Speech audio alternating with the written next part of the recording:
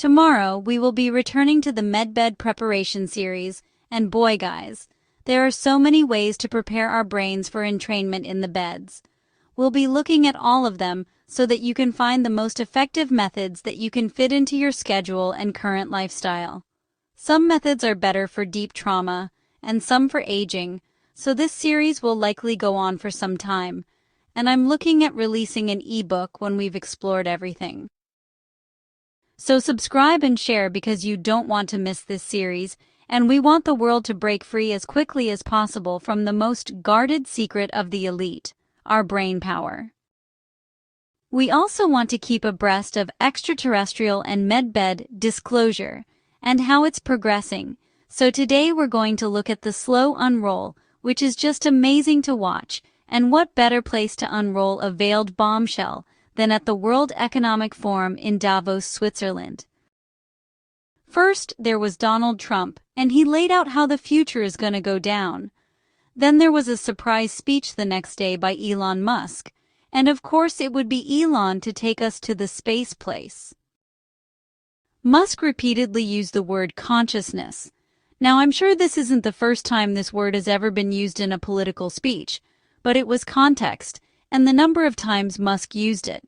He said that there are difficult technology challenges, but the overall goal of his companies is to maximize the future of civilization.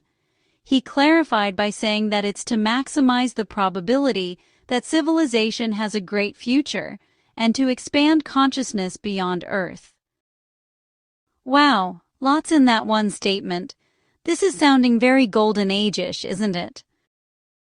Musk continued, SpaceX is both about advancing rocket technology to the point where we can extend life and consciousness beyond Earth, to the Moon, to Mars, and eventually to other star systems. Again, with the consciousness. A critical understanding there is the language that we can extend life and consciousness beyond Earth. These words support the things that we've been learning, which is that it's our consciousness that creates everything, guys.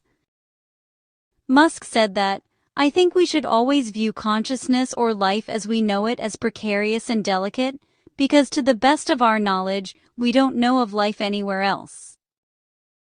Keep in mind that words are carefully chosen as they always are by Musk. Precarious means dangerously lacking security or stability based on uncertain, unwarranted, or unproved premises. I take that as our consciousness is not secure or stable, which fits us to a T, as many are learning about the global effort to brainwash us with not only media, but every industrial complex of the Matrix. The Matrix itself exists to suppress our consciousness, which grants others control. The second half of Musk's statement says that this insecurity and instability of consciousness is a result of unwarranted or unproven assumptions. The unwarranted and unproven assumptions are many, guys. They engulf us. Those assumptions may be that only some have the power to manifest, perhaps that it takes some particular IQ number. Maybe the unproven assumptions are all of the crap that we've been deliberately and innocently been told that was inaccurate. Maybe it's because we believe that there is no after or other life beyond what we see. I'm sure that you can think of many unnecessary assumptions that have held back your connection with consciousness. If so, connect and tell us in the comments. Which assumptions that mankind has made suppress consciousness? Since its inception in 2002, Musk has maintained that SpaceX existed to maximize the probability of consciousness beyond Earth. Before SpaceX, he focused on business and tech ventures like PayPal. After SpaceX, his statements emphasize consciousness as a fragile light or candle that must be protected and spread beyond Earth to ensure survival. In May 2016, Musk began publicly speaking about the simulation hypothesis, which is the idea that what we perceive as our reality is most likely an advanced computer simulation created by a more technologically advanced civilization, making it far more probable that we are living inside such a simulated world rather than in the original base reality. Okay, that sounded a bit out there at first, but when we consider that this particular matrix grew in leaps and bounds after the Majestic 12 made a deal with the reptilians, it becomes feasible. One might say that we didn't have computers before the 90s, and my answer is that if we were working with the dark ETs back then, they had computers or some energetic method that does the same thing. As a reference, let's consider that a computer is defined as a programmable device that can store, retrieve, and process data. It's usually but not always mechanical. The Akashic records can do all three of those things, which means that the Akashic records meet the definition of a computer. This made so much more sense to me when I researched the notion that there is a computer creating our reality. I believe Musk is disclosing the matrix with this statement, but remember, there are many matrices or realities, stacked and waiting for us to step into them, so it's up to us. Musk started talking about this sim, or simulated reality, in 2016. Does the year 2016 ring as any major changes to you? In November 2025, Musk said that if civilization drops below the tech level needed for interplanetary spaceflight before making life multiplanetary, that could be the end of consciousness. This is a bit alarmist, but it says that we have a better chance to keep the flame of consciousness alive if we become multiplanetary. I think it means that we were very close to extinction on Earth at one point, and here is why. If consciousness is non-local or field-based, the body dies but consciousness doesn't. It is believed that it either continues independently of the brain or dissolves back into a larger field, while personal identity fades. Why? Because energy can never be destroyed. So Elon is conveying our vulnerability and that our consciousness will always be under assault. He also said that the decline and fall of the United States would prevent the expansion of consciousness beyond Earth, placing the U.S. administration as a key factor to our awakening. In 2022, when asked what was the most amazing thing he knew, Musk said, "Awareness awakening." Become aware, guys. Be present in every moment. Don't let your consciousness stray, or more importantly, be suppressed. Musk's language is very precise, which is often an earmark of a highly intelligent person. They have a good vocabulary, so they strive to make their language as precise as they can. People sometimes feel this is demeaning or pompous, but it's really not. It's being as accurate as possible, but unfortunately it goes above the head of most people. So let's look at what else Elon said. He said that he's often asked, "Are there aliens among us?" Musk said that his answer would be that I am one and they don't believe me. I think if anyone would know if there are aliens among us, it would be me. I want you to know that he didn't deny that he was an alien, but most think this admission was in jest. Then Musk said, "We have 9,000 satellites up there and not once have we had to maneuver around an alien spaceship. I wonder if we are the aliens, depending on which of the infinite layers of future realities we choose to bring into focus." I'd sure like some validation from Elon if we're on track, wouldn't you? We must listen carefully and consider all possibilities. Note, Musk didn't say there were no alien spaceships, but the carefully chosen words are specific for his own reality, not necessarily that of others. For me, he was saying that what's out there is a projection of a reality that we perceive, and our reality is created by our perception of it. Call it manifestation. Call it the secret. You may say that's ridiculous. I don't believe it, and that'll be your reality. You will never find it. I want to open up the other 90% of my brain which I perceive as being limitless. How about you? Musk continued, "Bottom line is that I think we need to assume that life and consciousness is extremely rare, and honestly, it might only be us." He said, And if that's the case, then we need to do everything possible to ensure that the light of consciousness is not extinguished. Let's look closer. Reworded, he said that it might only be us, and that's why it's so important that we not let consciousness die. You can dismiss that as Musk meaning that it's only us and nothing is out there, but that's not what he said. The word that would have helped in this disclosure attempt was manifestation. That reality is a projection of our thought. That's the key, guys. He said he views it as a tiny candle of consciousness in a vast darkness that could easily go out. That's why it's important to make life multiplanetary, so that if there is a natural or man-made disaster on Earth, that consciousness continues. So they're worried more about the destruction of our consciousness than they are of our bodies, which I've said many times has been the greatest assault on mankind. He then talked about how Tesla is about being sustainable, and at this point, how SpaceX has added sustainable abundance to their mission. This is the technology of abundance that he's speaking about, guys. Replicators and technology that is much kinder to the planet. He continued that robotics and AI is really the path to abundance for all and the only way to achieve it.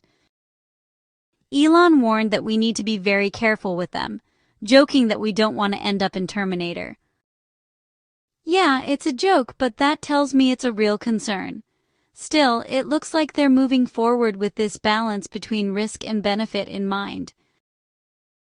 He also said that if robotics and AI are ubiquitous, you'll see an explosion in the global economy that is truly beyond all precedent. So, I'm sure some of you are wondering, what the heck does he mean by ubiquitous robotics and AI? Well, what he's saying is that the economy will explode globally when robotics and AI exist everywhere at the same time. He explained the formula that average productivity times the number of robots determines output. Again, guys, listen carefully and don't add to what he says. He didn't say that humans would be out of jobs. He said that we will want for nothing. He said, at a certain point, we won't even be able to think of something to ask the robot for. There will be such an abundance of goods and services, and he predicts that there will be more robots than people. That's a scary thought, isn't it? Well, it turns out that it's not as scary as it seems, and here's why. In prosperous countries, televisions, computers, vehicles, and smartphones far outnumber the people, but we've been conditioned to believe that being outnumbered by this technology is a sign of prosperity. What if owning robots was like owning a computer or a smartphone? In a way, it kinda has, and most of us have become regular users of AI, even for daily tasks. The interviewer was Larry Fink, CEO of BlackRock, and I see that deliberate question as a reinforcement of the deep state narrative of control. Right off the bat, Fink throws out a negative to having utter prosperity. Who does that? And the sleepers don't catch on. These same elite controllers that are asking this question have more than they can ever use, and they don't worry about their own loss of purpose? The mind manipulation is just incredible, but listen to what Elon said. He made a joke and skirted the purpose question because they all know it's a loaded elitist question. Instead, Musk said, the point is that you can't have both work that has to be done and amazing abundance for all. There's that golden age abundance being dropped again. He said if there's work that must be done and only some do it, then you can't have abundance for all. Maybe I'm optimistic, but one thing that can be taken from this is that the tables have turned, and we are on a path to freedom and consciousness awakening, and both Trump and Musk are on the forefront of it. Musk is right. Those with the abundance will always control those without it. He said if we have billions of humanoid robots, everyone will have one. They will watch and protect your kids and care for your pets. This isn't even anything that I thought of. He also said that elderly care is very expensive, and there simply aren't enough young people to take care of the old people. This, of course, is something the deep state turns around into an insane and dangerous use. But the fact is that insurance companies are giving significant discounts for self-driving cars because they say they're so much safer. I know there are lots of babies who were abused that would be alive if their parents had a robot watching them, so I'm not ruling anything out. Musk said overall, he's very optimistic for the future, and he thinks we're headed for a future of amazing abundance, and that we are definitely in the most interesting time in history. The next question came, can you and I reverse aging in this new history, or are we gonna see it?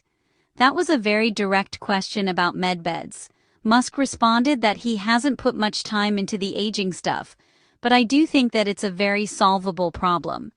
You got that, guys?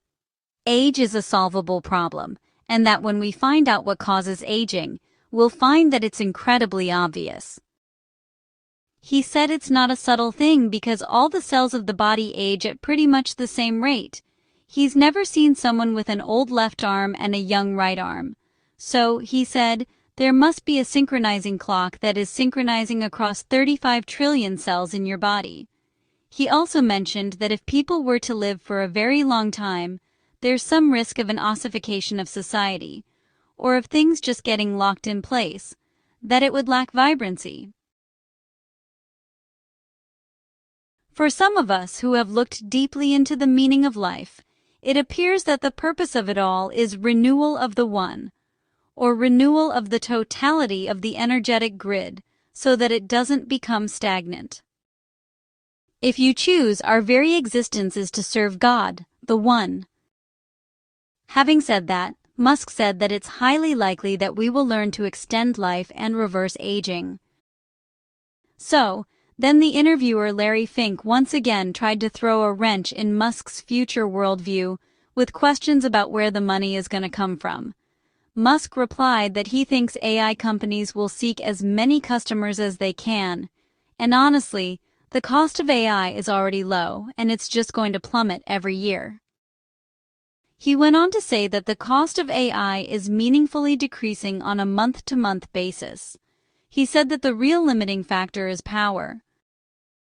He pointed out that we're seeing the rate of chip production increase exponentially, but the rate of electricity production is only about 3 to 4%. Musk mentioned that very soon, we'll actually be producing more chips than we can turn on, maybe even by the end of this year. He also said that China's output of power, just from solar, could power about half the United States. So in summary, if you're like me and have been wondering which side Elon Musk is on and whether he flipped from the dark side, his current posture looks more like someone who was never fully on the suppression team and is now more openly aligned with empowerment than he was before. Things are looking up every day. Your job is to control and expand your own consciousness. Till next time, let me leave you with this thought from Friedrich Nietzsche. Consciousness is a tentative, groping, and often mistaken interpretation of bodily states. Are you ready to expand your consciousness?